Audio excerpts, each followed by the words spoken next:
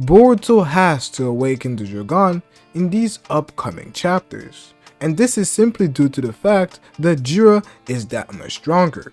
Boruto literally had the time skip to train. He was literally able to use Kashin Koji's ability to his benefit, but still he is weaker than Jura. As with the aid of Kashin Koji, Boruto was able to see the abilities that he would have in the future, and thus have those abilities now so that he is able to take on the likes of Jura. This means that Boruto is essentially as strong as he would have been in that future. But yet, when he came to meet Jura in this new timeline, where Boruto had the preparation necessary, he still had to admit that he is no match for Jura. And if Boruto in this current timeline is not as strong as Jura, I really wonder how weak Boruto must have been in those other timelines, as Jura must have had an easy time with those other versions of Boruto. But even though he has all the preparation necessary, he still finds himself in a similar situation. And that's why I believe that Boruto has to awaken the Jougan, or has to have something different from those timelines and the timeline that we are in right now that would allow him to beat the likes of Jura. And a lot of people, when you talk about the Jougan, the first thing you really have to do is prove that the Jougan is canon. As even though we are in 2024, about to reach 2025, a lot of people still believe that the Jougan is not canon. And we've actually had a lot of recent information that just proved that this is not the case, the Jougan is canon, so let's just break down all of that information before we dive deep onto why Boruto will awaken the Jougan in the future. And the first thing that we have to point out, and this is new information that we have from Kishimoto and Ikimoto's interview when they went to France, in a private Q&A session, or record any of that information using cell phone technology, but from the people who were there, they mentioned how Kishimoto did say that Boruto has a special eye, and that's as much as he would like to commentate on it. And if we go back to all the information that we received, also from different animators confirming that yes, this is the Jougan, the pure eye that Kishimoto is clearly aware of. When we go back to Ikimoto and the manga, and some of the most favorite arguments that people have when it comes to debunking the Jougan's canonicity, they would say that, oh, Boruto doesn't have that in that first chapter that everybody goes back to. In the anime he has the Jougan, but in the manga he has the Byakugan. This was confirmed not to be the case by Ikimoto, who simply says that they were in a rush,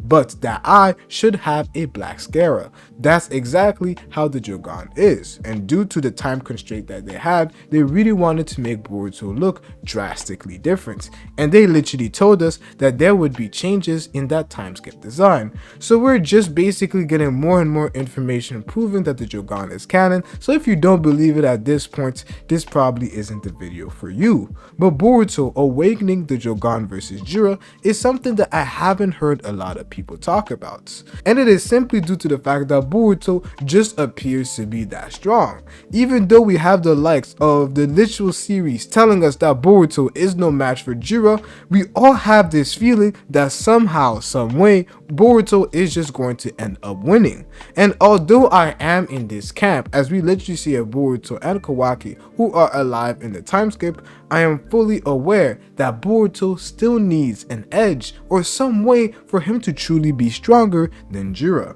and that trump card is the Jougan. And that's due to the fact that if we establish and we go back to Boruto as a character, you would see that Boruto is battling with two fates and destinies. One of him losing everything, and the other of him being the one who fights to protect the world. Momoshiki placed his bets on the fate of him losing everything, while Tonori placed his bets on the fate of him protecting the world.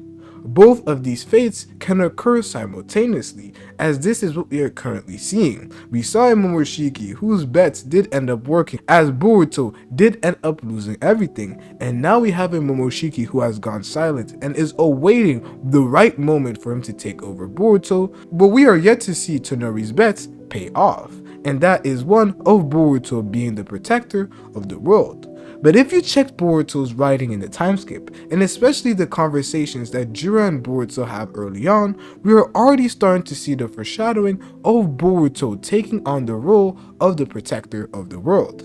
Not only is he literally doing this right now, as Kashin Koji and Boruto's job right now isn't just about protecting the Leaf Village, it is about protecting the world in its entirety. As we literally see in the flashback that Kashin Koji has, where he said that he couldn't allow himself to die knowing that the Ten Tails was still out there because it still remained a threat to the entire world. This has escalated beyond the fact of simply being the Shadow Hokage of the Leaf, but being the protector of the entire world. This is what Boruto is being set up towards. But also, during the conversation that Boruto first had with Jura, we had a Jura who said to Boruto, when he ended up leaving that fight that they had with all four Senju, and Code ended up leaving Boruto to fight the four Senju by himself, Jura told Boruto that no matter where he ran, no matter how far he ran, he could never end up escaping his fate. And that is quite interesting verbiage. Most people might look at this and say that, oh, it's just to make Jura sound cool, but if you extrapolate on that information and dig a little bit deeper, you would see that Jura is mentioning that fate that Tonori placed his bets on, the fate of Boruto being the one to protect the world.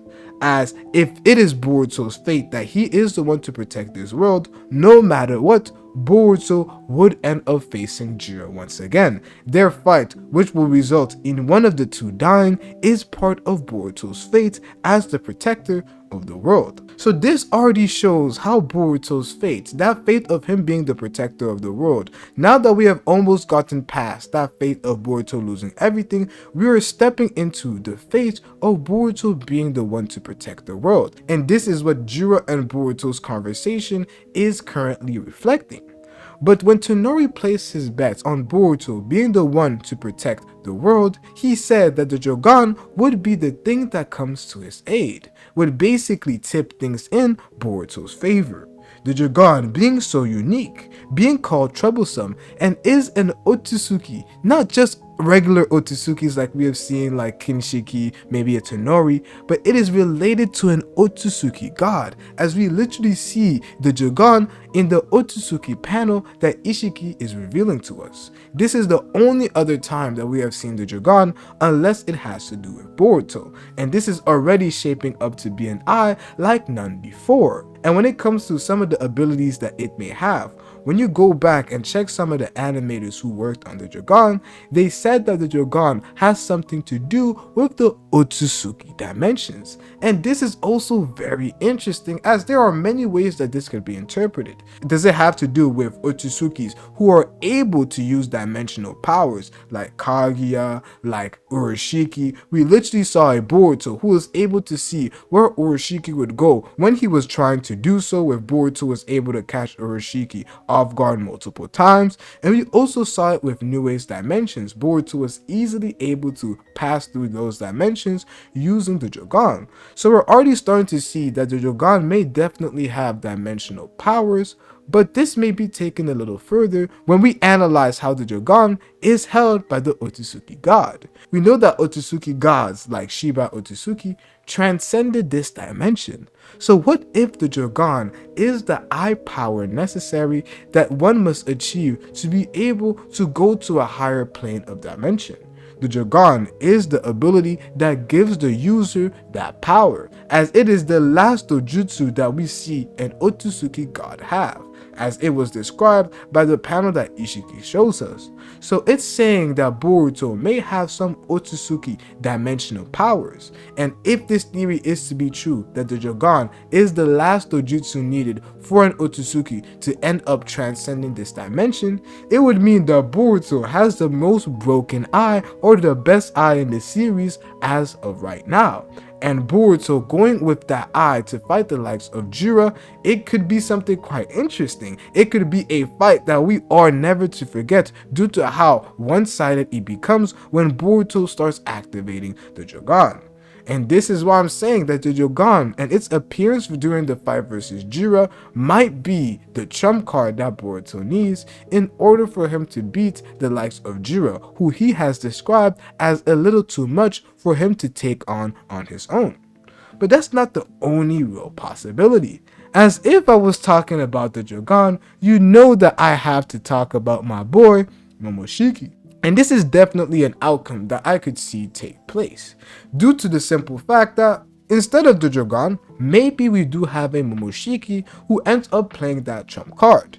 The one person who actually has been named in the series when it comes to him potentially still being a threat is Momoshiki. We haven't heard too much about the Jougan. Yes, we have seen it. Yes, we know that it's eventually going to come, but there isn't the most foreshadowing when it comes to the Jougan. However, when it comes to Momoshiki, there is a lot more. We know for a fact that if Kawaki is to fight versus the likes of Jura, they plan on doing it together, Boruto and Kawaki.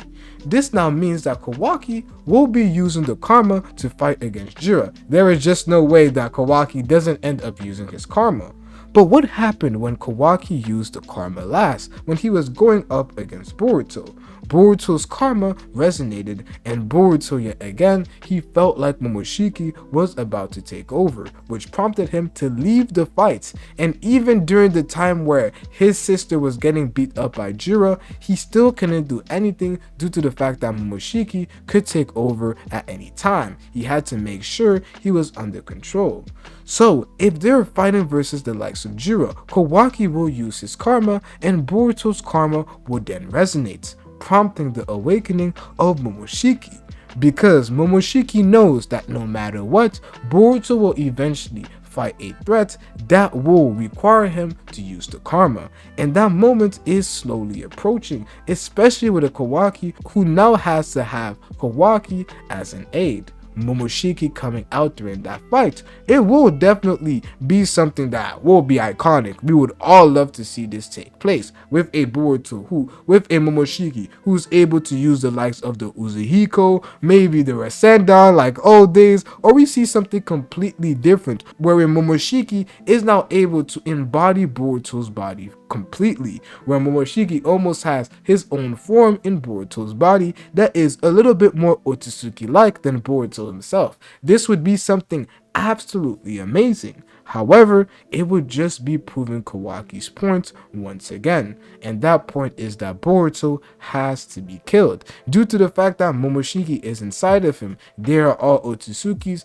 and they are all contributing to the evil that is causing such disarray in the universe. And this is Kawaki's point, as if Momoshiki is to take over, don't just think that he'll be helping Boruto just take out of Jiro. Obviously that will be the case, but whenever he comes out, he always finds a way to traumatize Kawaki.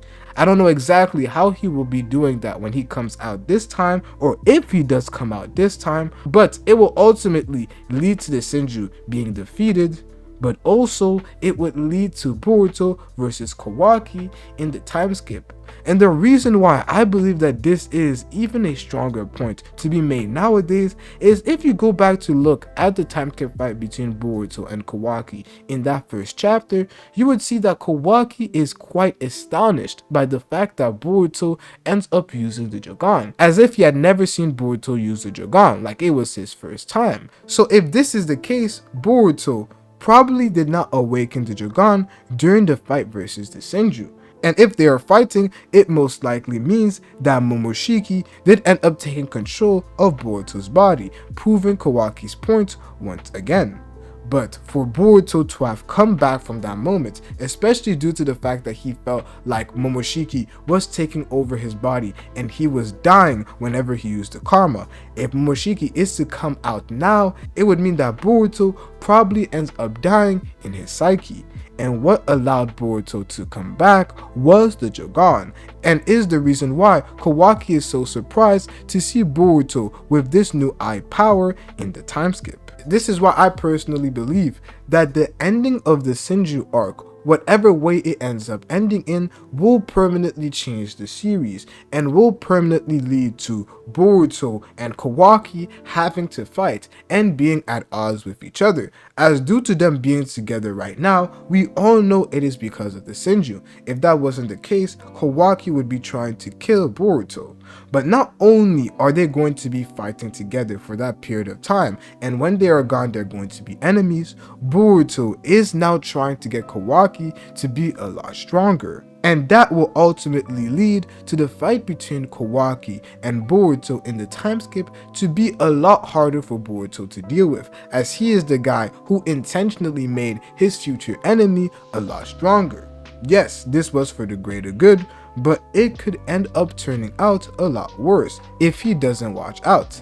And that's why I say that you have to watch this video right here, as I break down exactly how Kawaki is going to get stronger in the series and why it may be a problem for Boruto.